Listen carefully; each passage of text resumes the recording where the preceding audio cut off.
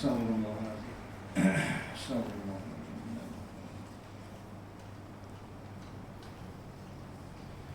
Assalamualaikum warahmatullahi wabarakatuh. Ila hadratin Nabi Mustafa Muhammadin sallallahu alaihi wasallam wa ala alihi wa ashabihi kiramil Fatihah. A'udzu billahi minasy syaithanir rajim. Bismillahirrahmanirrahim. Alhamdulillahi rabbil alamin. Ar-Rahmanir Rahim. Maliki yaumiddin. Iyyaka na'budu wa iyyaka nasta'in. Ihdinas siratal mustaqim. Siratal ladzina an'amta 'alaihim ghairil maghdubi 'alaihim waladdallin.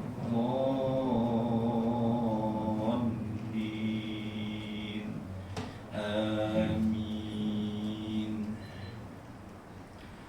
A'udzu billahi samii'il 'aliim minasy syaithaanir rajiim. Bismillahirrahmanirrahim.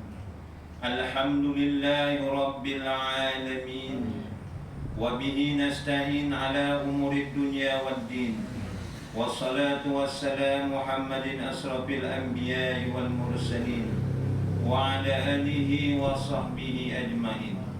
Allahumma salli salatan kamila wa sallim salaman taman ala sayyidina Muhammadin alladhi tanhalu bil uqam wa tanfariju bihi al-quram wa tuta bihi al-hawaij wa tunaluhu bihi raghaib wa husnul khawatim wa yustasqal ghamam bi wajhil karim wa ala alihi wa sahbihi fi kulli lamhatin wa nafasin bi adadi kulli ma'lumin lah. Allahumma hrijna min zulumatil wahmi wa akrimna bi nuril fahmi waftah alaina bi ma'rifati ilmi wa nawwir qulubana kama nawwarta samsa wal qamar wasahil lana abwaba fadlik. Rabbana atina fid dunya hasanah wa fil akhirati hasanatan wa qina adzaban nar. Wa sallallahu ala sayyidina Muhammad wa ala alihi wa sahbihi wa baraka wa sallam. Walhamdulillahi rabbil alamin. Taqabbalallahu minkum. Bismillahirrahmanirrahim. Alhamdulillahilladzi hadana lihadza wa ma kunna linahtadiya lan hadanallah. Wassalatu wassalamu ala rasulihil mustafa wa nabil murtada wa ala alihi wa sahbihi alladzina bazalu nufusahum yabtahuna fadlan minallah. Qala Allah subhanahu wa ta'ala, a'udzu billahi minasy syaithanir rajim. Innal ladzina qalu rabbuna Allah summa istaqamu tatanazzalu alaihimul malaikah ala takhafu wa la tahzanu wa absiru bil jannati allati kuntum tu'adun. Shadaqallahul azim. Bismillahilladzi la yadurru ma'asmihi syai'un fil ardi wa la fis sama' wa huwas sami'ul alim. Bismillahi masyaallah la yasukul khaira ilallah. Bismillahi masyaallah la yasrifu su'a ilallah. Bismillahi masyaallah ma kana min ni'matin fa minallah. Bismillahi masyaallah la ya'ti bil hasanati ilallah. Bismillahi masyaallah la haula wa la quwwata illa billah. Yang berbahagia Tuan Pengurusi Surau Palelintang serta semua barisan ahli jawatan kuasa yang dimuliakan tuan-tuan imam, tuan-tuan bilal, tuan-tuan guru, tuan-tuan haji, tuan-tuan hadirin yang dikasihi lagi dirahmati Allah sekalian. Apa khabar semua? Alhamdulillah. Kape puasa alhamdulillah. Terlebih dahulu marilah kita sama-sama bersyukur kepada Allah Subhanahu wa taala yang telah menyediakan pada kita akan nikmat yang tidak terhitung, yang tak terbilang. Semoga nikmat yang Allah Ta'ala kurniakan kepada kita, mudah-mudahan kita dapat gunakan, manfaatkan pada jalan yang diridai oleh Allah Subhanahu wa Ta'ala. Banyakkanlah kita berdoa dan berharap penuh, berusaha semoga sepanjang kita hidup di dunia ini, sakit bagi umur yang ada ini, dan sekiranya kita mati nanti banyakkanlah berdoa dalam keadaan beriman dan bertakwa dengan sebenar-benarnya. Alhamdulillah, diam tak diam ya, kita telah berada 5 Januari ya, 5 Januari 2022 bersamaan 2 Jamadil Akhir 1443 Hijriah. Kalau bulan Masihi kita tahun baru lagi lah, awal tahun baru tuan-tuan. Yang mana tuan-tuan hadirin hadirat yang dirahmati Allah sekalian, pada malam ini saya ingin mengulang kaji berkenaan dalam akhlak dan tasawuf. Kalau yang lepasnya kita berkenaan pengaruh iblis dan syaitan, pada malam ini saya ingin melanjutkan lagi, yaitu berkenaan istiqamah. Tuan-tuan hadirin hadirat yang dirahmati Allah sekalian, apabila perubahan tahun ya, kita pun berubah ya. Ada yang hijrah nak tak nak akan berhijrah, ia tua kepada muda, rambut hitam menjadi putih, uban ya. Saya nak cerita berkenaan uban ini berkenaan ada kaitannya tentang istiqamah tuan-tuan. Istiqamah ni apa tuan-tuan? Istiqamah ni tuan-tuan melakukan sesuatu amal ibadah ya, melakukan ketaatan kepada Allah, meninggalkan larangannya secara berterusan, tidak menyeleweng. Itu kata Sayyidina Umar. Ataupun dalam bahasa Inggrisnya consistent ya, konsisten.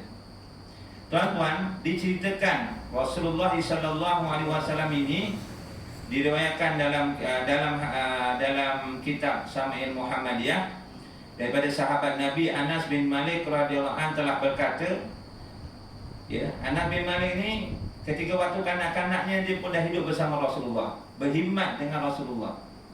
Kata Anas bin Malik, aku menghitung daripada kepala Rasulullah SAW dan janggutnya hanya ada 14 helai rambutnya yang berwarna putih. Kata Anas bin Malik, aku telah menghitung dari kepala Rasulullah dan janggut Rasulullah hanya ada 14 rambutnya yang berwarna putih.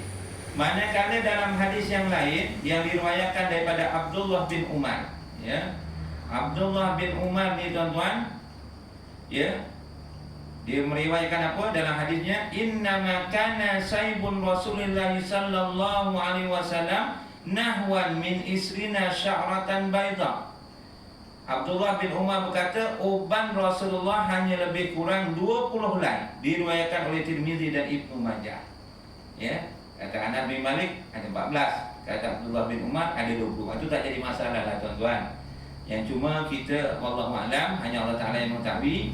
Cuma yang kita nak mengambil ibrahnya, pengajarannya, apakah sebab-sebab yang menyebabkan Rasulullah rambutnya beruban ya, yang menyebabkan cepat tumbuhnya uban itu. Ada hadis yang diriwayatkan tuan-tuan daripada Ibnu Abbas, daripada Abu Bakar. Hadis ini daripada Abu Bakar, meriwayatkannya ialah Sayyidina Abu Bakar. Hadis kalau daripada sahabat Nabi ni tuan-tuan, Sayyidina Abu Bakar, Sayyidina Umar, Sayyidina Uthman, Sayyidina Ali, begitu kukuh. Kata lagi rare lah ya. Kerana apa tuan-tuan?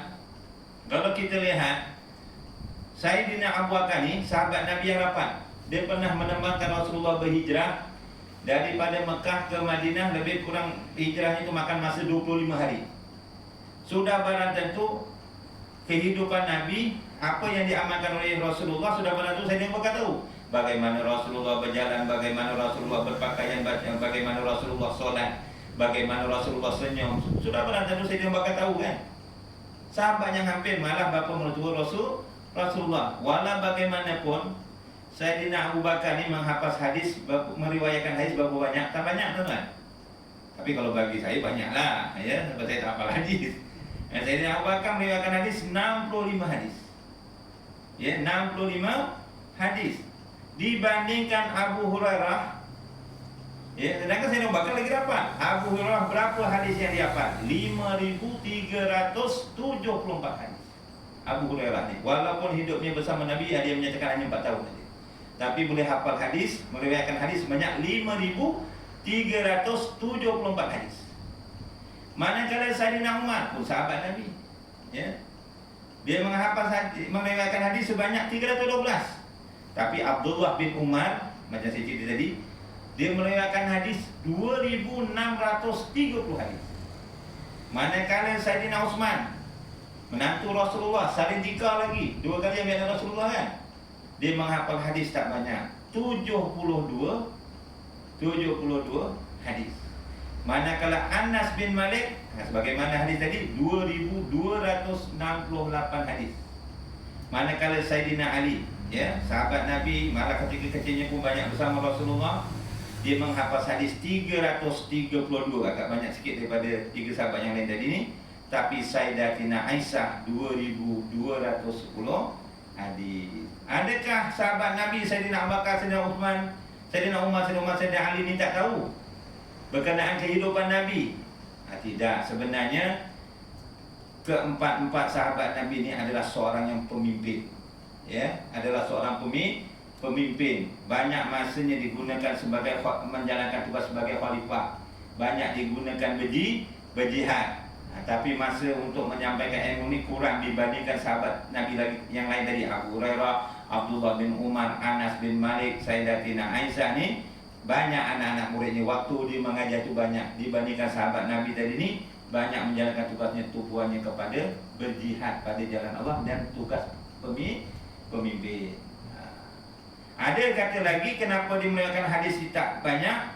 Kerana dia adalah seorang yang tawaduk. Sahabat-sahabat ini seorang yang tawaduk, merendah diri. Macam mana ya Rasulullah tidur contohnya? Rasulullah tidur, tanyalah Sayyidina, tanyalah Abu Hurairah, dia tahu Rasulullah tidur tu. Sayyidina Abu Bakar tahu, dia pun tak tahu, tapi dia peluang pada sahabatnya lain, Abu Hurairah, untuk menerangkan bagaimana Rasulullah tidur. Itu di antara sebabnya. Saya nak cerita tadi, kata Abu Bakar meriwayatkan tentang uban Rasulullah SAW. Apa sebab? Di antara sebab Rasulullah tepat tumbuh ubannya, sayyabatni Hud wal waqi'ah wal mursalat wa amma yatasaalun wa iza samsu kuwirat. Kata Sayyidina Abu Bakar, dia bertanya pada Rasulullah, ya, qala Abu Bakrin ya Rasulullah qasibta. Abu Bakar berkata, wahai Rasulullah, kamu sudah beruban? Sayyidina Abu Bakar tanya, ya Rasulullah, kamu dah beruban? Rasulullah berkata, ubanku ini disebabkan oleh surah Hud. Ya, suratul Hud, suratul Waqi'ah, suratul Mursalat, suratul Naba dan suratul Nazi'at. Minta maaf, suratul Takwir. Apa maksudnya tuan-tuan? Rasulullah ni tuan-tuan, Al-Quran ini memang diwahyukan, maksudnya diturunkan kepadanya. Rasulullah bukan setakat baca, malah dia memahami, menghayatinya serta memikirkannya. Memikirkan apa? Tentang umat-umatnya. Adakah melakoni apa orang yang terkandung dalam Al-Quran. Rasulullah baca Quran sampai rambutnya berubah hitam menjadi putih, ubat. Tapi kadang-kadang kita terbalik pula, sampai rambutnya berubah tak baca Quran. Tapi bukan tuan-tuan, tuan-tuan semua rajin-rajin semua, dia baca Quran sampai rambutnya berubah. Yang kita pula, saya lah, sampai rambutnya putih pun jarang baca Quran. Nak baca suratul Mulk pun kadang-kadang godaannya besar. Balik kat rumah nanti boleh baca sendiri. Dah sampai rumah dah lalen godaan, Jadi tuan-tuan hadirin hadirat yang dirahmati Allah sekalian, tuan-tuan, kadang-kadang kita baca sahabat Nabi, ya, Sayyidina Umar dan ramai lagi kalau nak cerita tuan-tuan. Kadang-kadang kalau dia baca, bukan baca, kadang-kadang dia dengar ayat Quran pun boleh menitiskan air mata. Kadang-kadang sampai jatuh pingsan apabila mendengar ayat Quran itu dibaca, terutamanya ayat-ayat yang berbentuk ancaman, berbentuk azab. Dia gerung sampai jatuh pingsan, tuan-tuan. Kita kadang-kadang baca Quran sambil berbual lagi, tak ada apa-apa. Sebab itu orang tanya, Ustaz, kalau baca Quran guna aplikasi handphone tu, install Quran ataupun guna mushaf Quran, mana yang lebih bagus? Kalau saya jawab, guna mushaf Quran lagi bagus. Quran yang ni lah lagi bagus. Sebab insya-Allah kesukaannya lebih daripada baca gunakan aplikasi kat handphone ni. Baru baca Bismillahirrahmanirrahim, Alhamdulillahilladzi anzala ala abdihil kitab. Nah, WhatsAppnya pula bunyi. Baru baca sambung lagi, dah apa dia punya SMS-nya bunyi lah bila lah nak siap baca. Tapi kalau baca Quran gunakan Musami, insya-Allah kurang, tumpuannya lagi lebih tuan-tuan. Hadirin hadirat yang dirahmati Allah sekalian. Ya.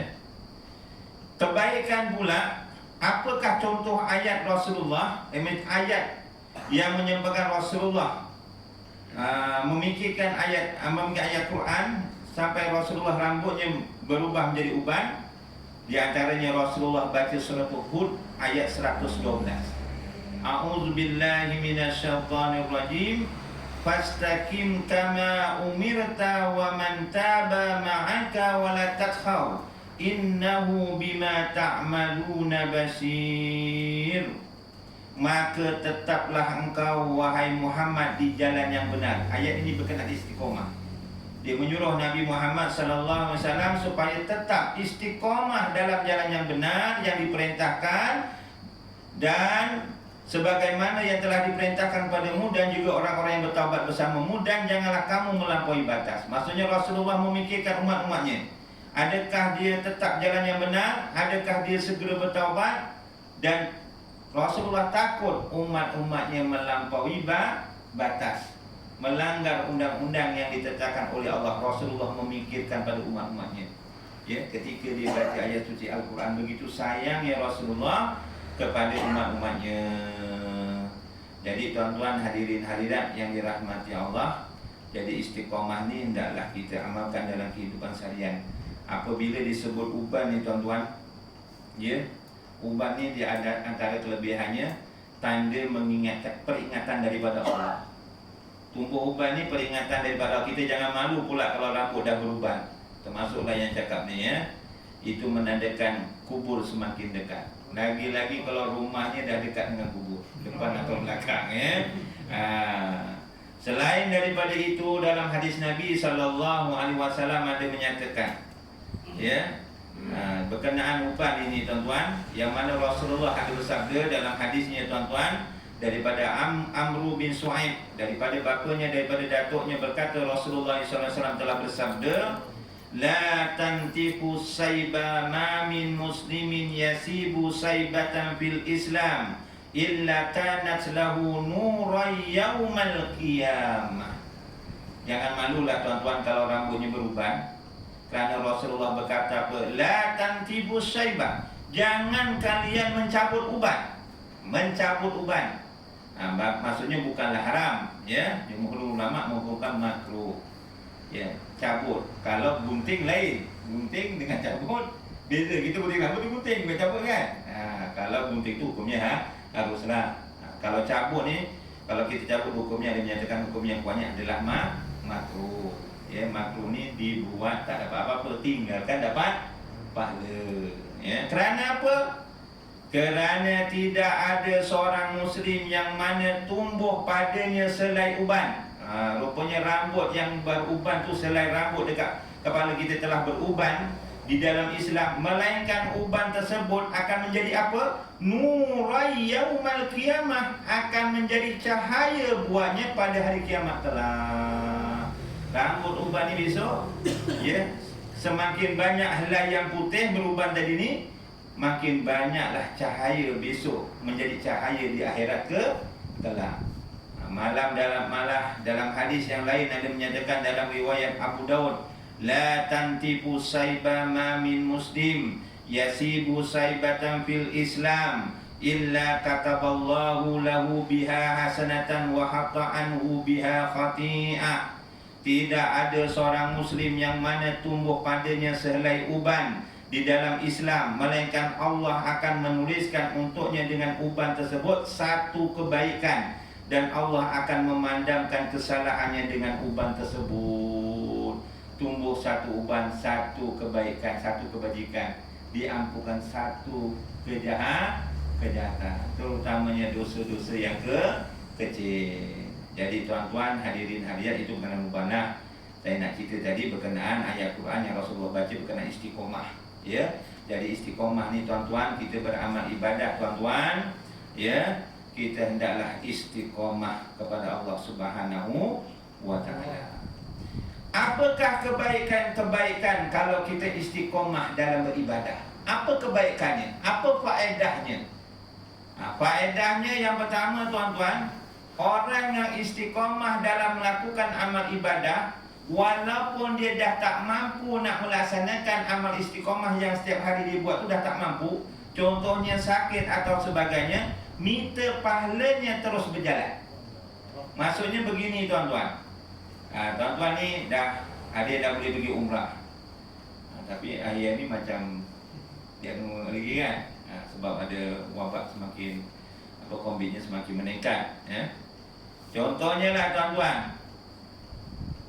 dia saudaranya balik pergi umrah, rupa-rupanya positif, kita pun tak tahu. Contohnya kita pun positif juga, kena pakai gelang pink, bukan gelang putih, gelang putih, gelang pink pink kan, gelang pink. Saya pakai gelang putih 2 kali tuan-tuan. Panjang yang 80. Wih, pakai gelang putih pun berdepor-depor tuan-tuan. Biasa istighfar lepas sembahyang 3 kali, pakai gelang putih 7 kali. Satu hari biasa 30 kali. Oh, hari itu 100 kali lah, banyak istighfar. Pakai gelang, ingat mati lagi banyak tuan-tuan. Gelang tanggal lagi, balik semula 3 lagi. Itu tak istiqomah lah namanya, ya. Dia beristighfar kerana pakai gelang, tak gelang dia tak beristighfar, itu tak istiqomah. Tuan-tuan, contohnya masa dia aman, dia sihat, tak pakai gelang, tuan-tuan hadirin, memang dia kaki masjid ni contohlah. Dia solat fardunya tak tinggal, malah solat fardunya dilaksanakan dekat masjid ataupun kat surau. Panas ke, hujan ke, ya lungur masjid, lungur surau. Melainkan dia sakit dah tak mampu, baru dia tak pergi. Tiba-tiba dia kena pakai gelang. Pihak pemerintah, ketua agama pun tidak membenarkannya untuk solat di masjid. Boleh pergi tak? Tak boleh pergi. Kalau pergi pun, imam-imamnya semua lari nanti. Jadi dia ingin sangat nak pergi solat, nak pergi solatnya, tapi tak boleh. Di kita itu termasuk juga. Oleh kerana pada waktu amannya di istiqomah, walaupun dia sembahyang di rumah, tuan-tuan hadirin hadiratnya dirahmati Allah, catatan pahalanya solat berjemaah itu seperti rutin ditulis oleh para malaikat. Ataupun contohnya waktu sehat, rajin berulang kali. Ini berkenaan solat berjemaah lah contohnya, ya. Tiba-tiba diuji oleh Allah kena gawat kakinya. Termasuklah yang cakap ni, ya. Hari ni kena tangan aja, extend sikit lah, jaga kaki, ya. Kena pula, kena pergelangan kaki, kena lutut, kena pinggang. Memang tak boleh bangun lah, tak boleh berjalan. Bangun sikit-sikit boleh, terlantar dekat katil, dekat rumah ataupun dekat hospital. Oleh kerana hari biasanya dia istiqomah solat berjemaah, ketika itu dia tak mampu nak solat berjemaah, dia pun pahalanya terus dicatat oleh para malaikat. Itu kelebihannya. Ataupun masa hidupnya rajin berzikir, ya, 20 rajin berzikir. Contohnya baca apa? 20 baca la ilaha illallah Muhammadur Rasulullah. La ilaha illallah Muhammadur Rasulullah ada berapa huruf tuan? 24 huruf, ya. La ilaha illallah Muhammadur Rasulullah ada 24 huruf. Bersamaan 24 jam juga, ya. Dalam kehidupan kita ni kalau boleh banyakkanlah membaca la ilaha illallah Muhammadur Rasulullah. 24 huruf tu, 24 jam tu banyak-banyakkan baca. Di samping membaca zikir-zikir yang lain. Lepas sembahyang subuh baca maksurat, lepas sembahyang asar baca maksurat, lepas sembahyang subuh baca pengurus sekali istighfar, lepas maghrib dibaca pengurus istighfar, ya. Lepas sembahyang dibaca 1 makro contohnya. Setiap malam baca surah Kahfi contohnya. Tuan-tuan, tiba-tiba dia koma tuan-tuan, ya, tak boleh lagi nak baca. Pahalanya dicatat seperti mana biasa yang dia buat. Ini dinyatakan tuan-tuan hadirin hadirat yang dirahmati Allah dalam hadis riwayat Ahmad 203 daripada Abdullah bin Am bin Al-Has radhiyallahu anhuma, berkata Rasulullah SAW telah bersabda, al-abda idza kana ala tariqatin hasanatin minal ibadatin summa marida kilalil malakil mawakkalil bihil uktubu lahu misla amalihi idza kana talikan hatta utlikahu au akfitahu ilayya. Seorang hamba jika ia berada pada jalan yang baik, dalam ibadah istiqomah dalam jalan yang baik, kemudian dia sakit, maka dikatakan pada malaikat yang bertugas mencatat amalan, malaikat kiraman, malaikat rakib, tulislah padanya semisal yang dia amalkan seperti rutin, seperti biasa, sehingga dia sehat ataupun sehingga dia meninggal dunia. Jadi mudah-mudahanlah kita istiqomah. Istiqomah ni tuan-tuan merakumi 3 perkara. Pertama, merakumi istiqomah ucapan kita. Ucapan kita kena istiqomah. Contohnya lidah kita istiqomah baca Quran, lidah kita istiqomah berzikir, lidah kita jaga hubungan sama manusia, lidah kita juga cakap-cakap yang baik, yang berfaedah, tidak suka cakap kosong, tidak suka membawang, lidah kita tidak suka tak suka mimpi, tak membuat fitnah, mengumpat atau sebagainya. Itu kena istiqomah. Yang kedua, hati kita. Hati kita pun kena istiqomah, berterusan daripada penyakit-penyakit hati, riya, takabur, ujub, tu jauhkan, istiqomah. Dan hendaklah istiqomah seluruh anggota badan kita, tangan kita, sikil kita, weteng kita, kemaluan dan sebagainya, daripada melakukan perkara-perkara yang dilarang oleh Allah. Okey, itu yang pertama, kelebihan istiqomah. Yang kedua, kelebihan orang yang istiqomah nombor 2 ni tuan-tuan, iaitu iblis dan syaitan gerun pada orang yang istiqomah. Iblis gerun, segan dia nak ganggu.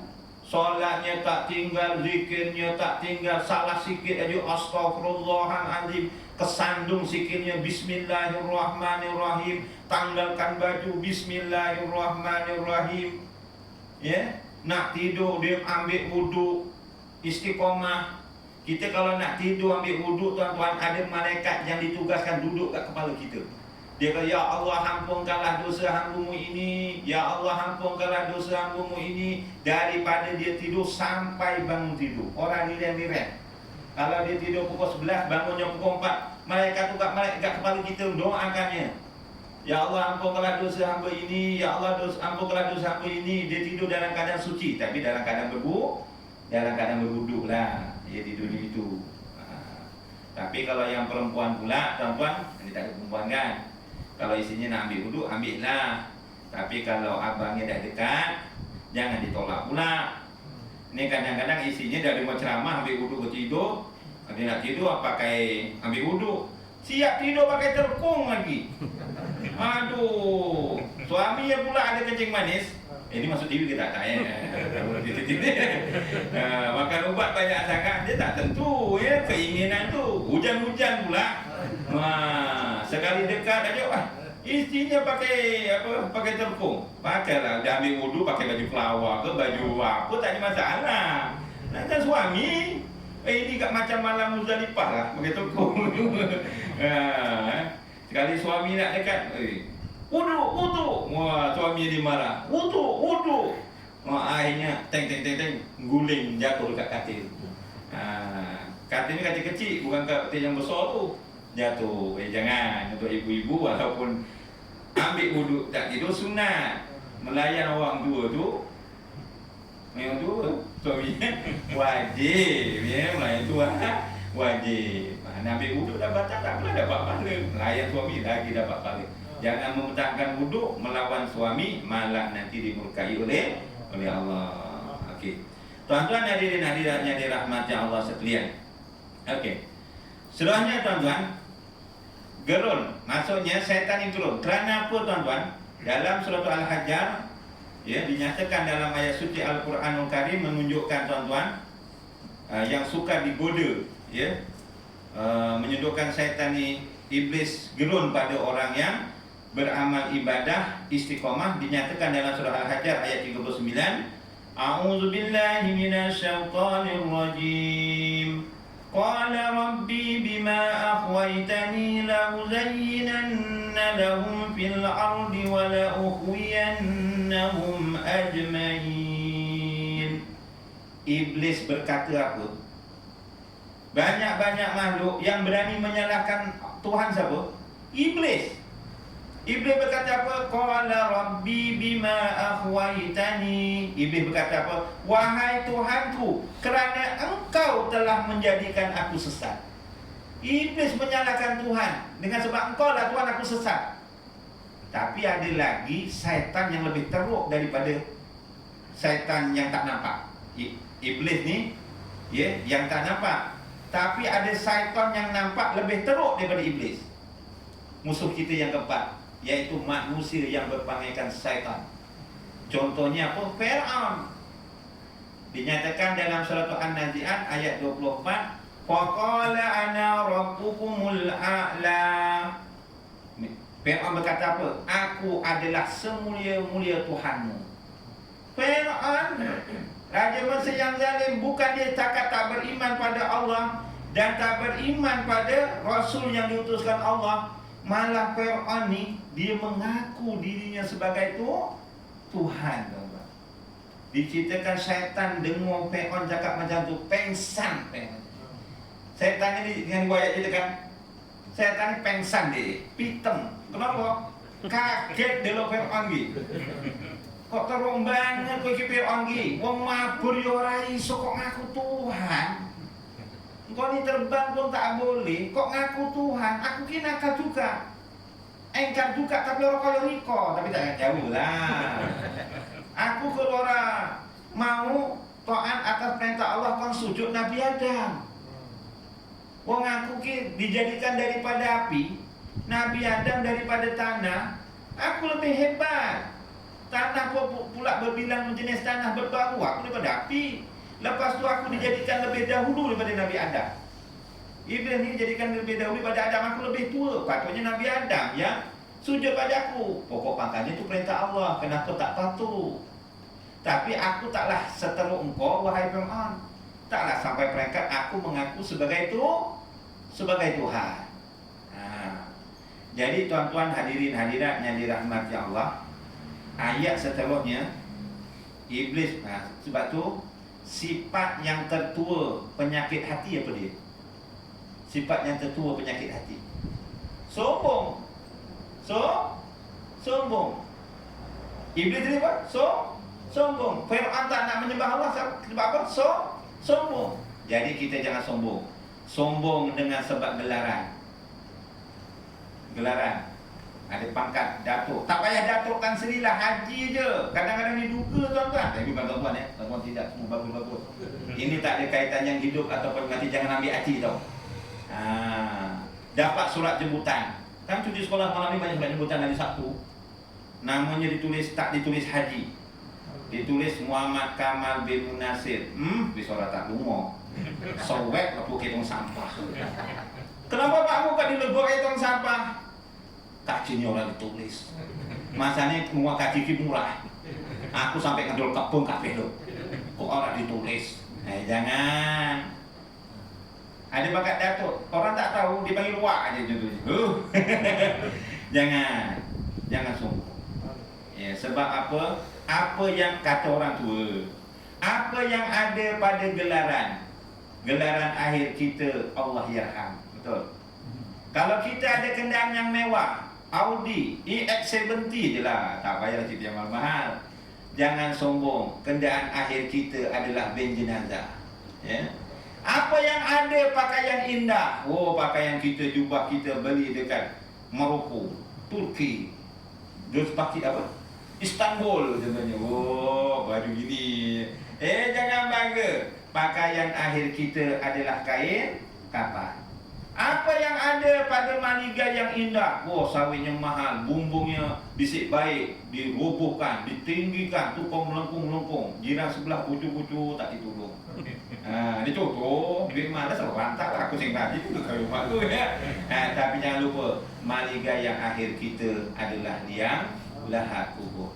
Apa yang ada pada follower yang ramai? Jadi penceramah terkenal. Contoh ujian juga tu. Masuk YouTube. 600,000. Ini baru 5 je. Aku 6,000 itu juga anda betul. Makin saya bukan penceramah kan. Bukan contoh. Tapi follower kita yang akhir apa tuan-tuan? Amal ibadah yang ikhlas kerana Allah.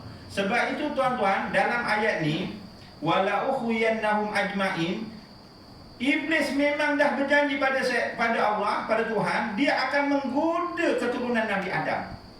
Akan mencatatkan maksiat, benda-benda maksiat itu di mata anak Adam nampak indah. Judi nampak indah, berzinah nampak indah, mengumpat nampak indah. Kecuali siapa yang tak dapat disesatkan oleh iblis dan syaitan. Hamba yang macam mana yang sukar untuk digoda oleh iblis dan syaitan?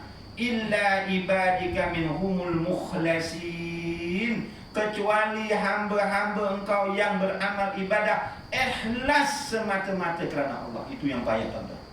Beramal ibadah ikhlas semata-mata kerana Allah. Saya nak ambil satu contoh kisah Khalid bin Al-Walid. Ada masa lagi? Ada ya. Khalid bin Al-Walid ni seorang panglima perang yang hebat, betul? Tubuh badannya tuan-tuan penuh dengan bekas-bekas luka. Bukan jatuh luka naik motor gombri, bukan. Masa itu memang belum ada motor lagi, ya. Bekas badan tubuhnya luka, penuh dengan luka-luka pergi berjihad pada jalan Allah. Kena pedang, kena anak panah ataupun sebagainya. Diceritakan ketika dia mengetuai peperangan, menjadi panglima dalam peperangan tentera Islam. Tentera Islam belum dalam sejarah dia mengikuti, menghadapi kekalahan, mendapat kemenangan. Dalam zaman Sayyidina Umar Al-Khattab Amirul Mukminin, ya, tanpa alasan yang mungkin jelas yang belum dipahami oleh siapa ni Khalid bin Al-Walid, dia telah dipecat jawatannya sebagai panglima perang. Dipecat. Tapi Khalid bin Al-Walid tak ambil hati tuan-tuan. Walaupun dah dipecat sebagai panglima peperangan dalam Sayyidina Umar, ada seruan pergi berjihad, Khalid bin Al-Walid pergi berjihad lagi. Walaupun dah tak ada jawatan sebagai panglima. Sahabat-sahabat pun pelik yang menyokong Khalid bin Al-Walid. Wahai Khalid, pergi kau rumah perang ni kenapa? Tapi tak cakap jauh lah. Wahai Khalid, kau rumah perang ni kenapa? Kami sudah ada jawatan. Dorong ni rumah lah kono, ibaratnya kono. Tidak, kata Khalid. Aku berjihad bukan kerana nak digelar pahlawan, tetapi aku berjihad bukan kerana Sayyidina Umar. Aku berjihad adalah kerana semata-mata kerana Allah. Jadi kita beribadah, contohnya solat berjemaah, niatnya kan ujungnya lillahi ta'ala kan. Mudah-mudahan kita betul-betul rukun qalbinya itu betul-betul lillahi ta'ala, jangan mensirikkannya tuan-tuan. Sebab tu kadang-kadang ni cerita, tak ada kaitan hidup atau yang mati, jangan terasa, ya. Ada seorang hamba Allah ni, semasa isinya masih hidup, isinya baru satu, Mama Meno, satu je. Masa dah tinggal berdua hidup, YB, tinggal berdua anaknya dalam rumah masing-masing. Masa isinya masih hidup ni, dia rajin pergi masjid. Lagi-lagi maghrib, maghrib tak balik. Macam tuan ni lah. Wah, subuh, siap zikir sampai sunat Isyraq. Semai sunat Isyraq baru balik. Nanti zuhur pun ada. Masa isinya ada, rajin pergi masjid. Sekali isinya dah meninggal korang ketok. Nyandi korang ketok apa lorok. Ya orang mau makan karya. Ya banyak ni kata orang banyak ni. Pekan ada, pasar ada, shopping komplek ada. Tapi masa orang rumah masjid kenapa? Lalu ditanya dengan seorang ustaz, Ji, kok dah lama tak nampak kat masjid? Gini lah ustaz, saya nak cerita malu lah. Oleh kerana ustaz tanya ni, saya jawab lah ustaz. Saya sebenarnya masa isi saya hidup ni, saya rajin pergi masjid kenapa? Isi saya ni bibir tak habis-habis lah ustaz. DJ pun, kalau DJ era pun kalah lah. Memang bibir 24 jam lah. Kalau bibirnya sedap-sedap tak apa ni, bingit lah. Jadi nak dendangkan nanti saya pergi masjid lah ustaz. Jadi tenang ngaji gitu. Jadi balik dia dah penat, dia dah malas, dia tak bebel lagi. Ni sekarang isi dah tak ada, dah tinggal, tak ada bebel. Seronok tidur kat rumah ustaz. Kenapa?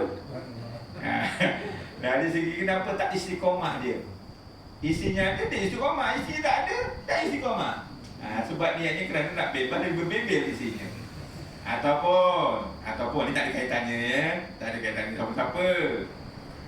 Haji ni pun rajin pergi masjid. Tiba-tiba tak nampak pula. Jumpa dekat pasar. Tuan Haji, dah lama tak nampak ke masjid.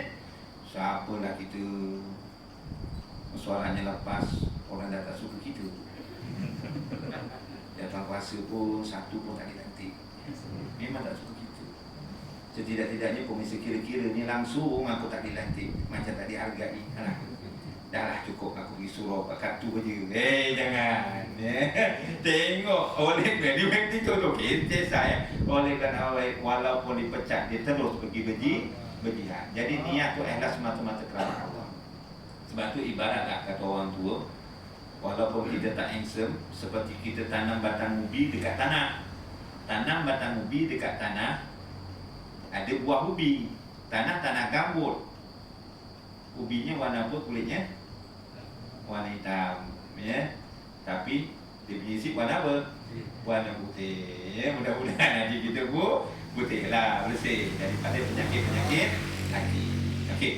Yang ketiganya, syaitan gerun pada orang yang istiqomah, kerana orang yang istiqomah itu timbulnya amalan istiqomah itu kalau dia ikhlas kerana Allah. Kalau tak ikhlas sukar, tuan-tuan, untuk istiqomah.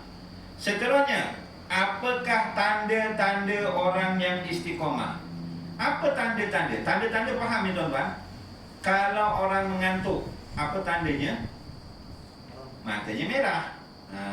Ya, matanya merah kalau ngantuk, betul. Yang kalau ibu juga lah. Ada merah. Kalau hari nak hujan, awan mendung. Orang istiqomahnya apa tandanya pula? Tandanya yang pertama, dia tetap melakukan ketaatan pada Allah walaupun ditimpa musibah. Contohnya musibah apa? Banjir. Banjir, musibah tak? Musibah. Walaupun ketika sebelum banjir dia solat tak tinggal, zikir tak tinggal, baca Quran tak tinggal, diuji banjir, rumahnya kelelep. Saya baru minggu lepas pergi Ulangan, 1 hari je, ya Allah. Yang tak kena ni pun ujian, yang kena memang ujian, yang tak kena pun kita tak kena ujian juga. Ujian apa? Nak tolong ataupun tidak? Ya Allah. Tuan-tuan, hadirin hadirat yang dirahmati Allah, walaupun lepas banjir tu saya tengok, ya Allah, alhamdulillah, masjidnya dah boleh di kapetnya, seminggu je dah siap kapet baru, dan bertambah jemaahnya, bertambah ramai. Mudah-mudahan istiqomah lah. Jadi jangan kalau berlakunya banjir dah pindah pusat perpindahan banjir, solatnya jangan ditinggal. Lagi satu, kalau yang ambil gambar, bukan abang ni jangan terasa pula. Ya, saya tak akan kata siapa. Kadang-kadang kita kalau ambil gambar, contohnya tengok bagian banjir ni, ambil gambar pun tengok juga.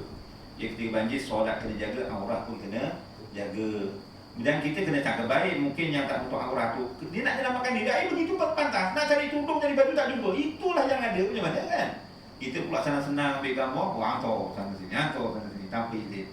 Kena jaga-jaga kalau bagian ambil gambar, tuan-tuan. Jadi tuan-tuan, walaupun di pusat perpindahan, bangunnya pukul 5, sembahyang tak tinggal.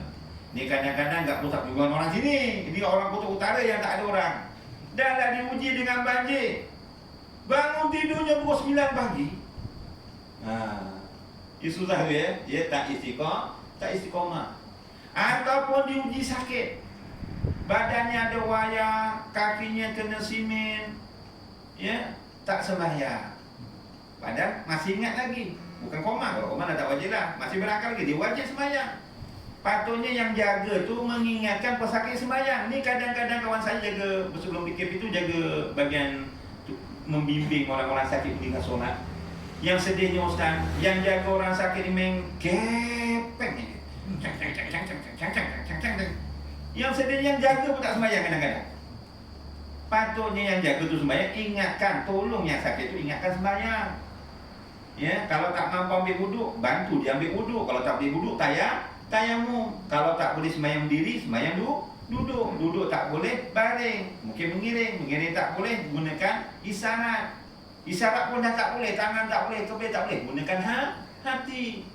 Hati tak boleh, mari ramai-ramai sembahyangkan dia. Dah tak adalah. Jangan tak sembahyang pula, ya. Jadi kalau diterima musibah, kena terus istiqomah, tuan-tuan.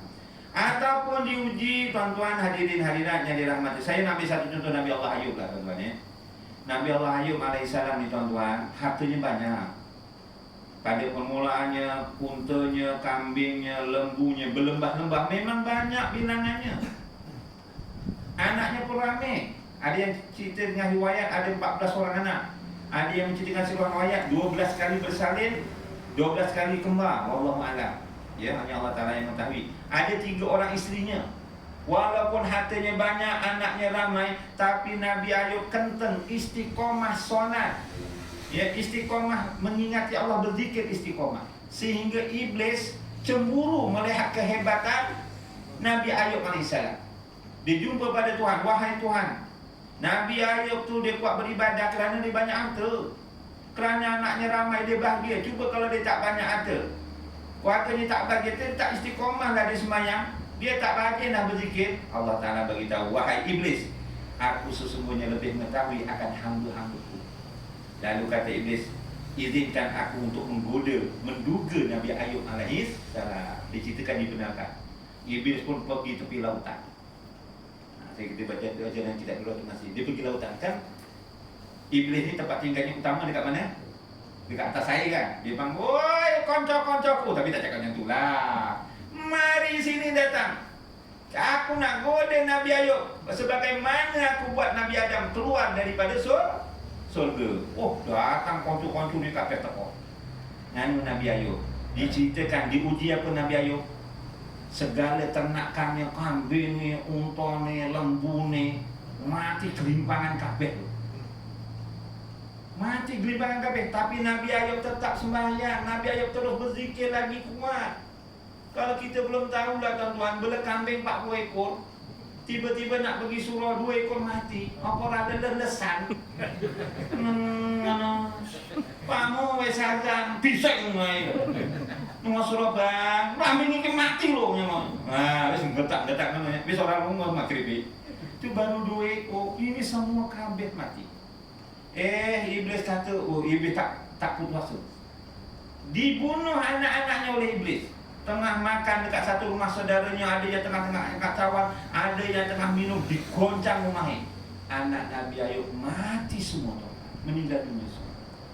Walaupun ditimpa musibah kehilangan anak, tuan-tuan, Nabi Ayub terus juga tak henti. Solatnya tak tinggal, zikirnya tak tinggal, ketaatan yang lain pun tak tinggal. Iblis tak berjaya lagi.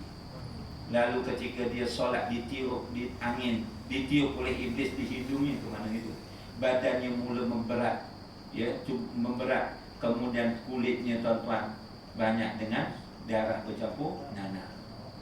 Sehingga kan diceritakan tumbuhnya ulat memakan daging-daging yang ada pada Nabi Ayub alaihissalam. Sehingga kan ulat tersebut nak makan hati dan lidahnya, diceritakan. Pada itu isinya 3 orang, 2 orang minta cerai. Seorang aja yang taat pada Nabi Ayub yang bernama Rahmah. Nah, Rahmah kata, wahai suamiku, kamu adalah Nabiullah, Rasul jadi utusan Allah. Berdoalah kepada Allah supaya disembuhkan akan penyakitmu. Kata Nabi Ayub, aku malu wahai istriku, sebab waktu sehat aku 80 tahun, waktu sakit aku setengah riwayat kata cuma 18 tahun. Waktu sehatku lebih banyak daripada waktu sakitku. Akhirnya kenapa Nabi Ayub baru berdoa minta sihat? Apabila ulat tu nak makan hati dengan lidah, dia cukup terganggu. Kalau ulat makan hati dan lidahku, bagaimana aku nak berzikir padamu ya Allah? Barulah kita berdoa, barulah Nabi Ayub berdoa, dan akhirnya disembuhkan oleh Allah Subhanahu wa Ta'ala. Itu cerita ringkas, orang cerita panjang lah tuan-tuan ya. Jadi tanda orang istiqomah ni, walaupun ditipu sebarang musibah, dia terus melakukan ketaatan kepada Allah Subhanahu wa Ta'ala. Tinggal satu je maksudnya. Yang kedua, tanda orang istiqomah, walaupun dikecam orang, walaupun dicela orang, dia terus melakukan ketaatan pada Allah. Contohnya pada waktu sebelum dia bertaubat ni, memang kaki perempuan, kaki nyolong, kaki opolah. Tiba-tiba kok jadi api. Nggo serban nang surah, karo wong yo api, surunge ora campur wong. Tapi campur apa guru, yo ora, ini contohnya lah. Tiba-tiba kok jadi baik orang kawan-kawan yang geng-geng lama tu, koyo alim banget, nggo serban konon, kaji penulung. Biyen karakuli koyo lebih teruk, yo nyolong apa? Nyolong beku, nyolong basikan, nyolong rambutan, nyolong durian kalau guni. Kayak saiki api. Nah, walaupun orang kata, dia kata itu dahulu, biarlah orang kata, aku takut apa kata Allah padaku, dia terus istiqomah. Itu tanda-tanda orang yang istiqomah. Dan akhir sekali tuan-tuan, tanda orang istiqomah ni tuan-tuan, walaupun dalam keadaan susah, dia menjadikan Al-Quran terutamanya dan Al-Hadis sebagai panduan hidupnya. Tuan-tuan, sebab itu banyakkanlah kita membaca. Selain istighfar, banyak-banyakkan baca hauqalah. Kita minta pertolongan pada Allah untuk melakukan ketaatan pada Allah dan melawan, menjauhkan segala. Banyakkan baca apa? La haula wala quwwata illa billahil aliyyil azim. Dan sangat. Jadi saya rasa setakat itu saja pada malam ini. Kalau ada silap dan salah harap dapat dimaafkan. Mudah-mudahan amalan yang kita lakukan ini walaupun sedikit, mudah-mudahan istiqamah dan mudah-mudahan diterima oleh Allah Subhanahu wa taala, insyaallah. A'udzu billahi minasyaitonir rajim. Bismillahirrahmanirrahim. Alhamdulillahirabbil alamin wassalatu wassalamu Muhammadin asrafil anbiya'i wal mursalin wa ala alihi wa sahbihi ajmain. Allahumma arinal haqqa haqqa warzuqna tiba'ah wa arinal batila batila warzuqna tinabah. Rabbana atina fid dunya hasanah wa fil akhirati hasanah wa qina adzabannar. Wa sallallahu ala sayyidina Muhammad wa ala alihi wa sahbihi wa baraka wa salam. Walhamdulillahi rabbil alamin. Subhanakallahumma wa bihamdika asyhadu an la ilaha illa anta wa astaghfiruka wa atubu ilaik. Bismillahirrahmanirrahim. Wal 'asri innal insana lafi khusr. Ila alladziina aamanu wa 'amilus shalihaati wa tawassaw bil haqqi wa tawassaw bis sabr. Sadaqallahul azim. Dan ini saya sudahi dengan wabillahi taufiq wal hidayah. Wassalamualaikum warahmatullahi wabarakatuh.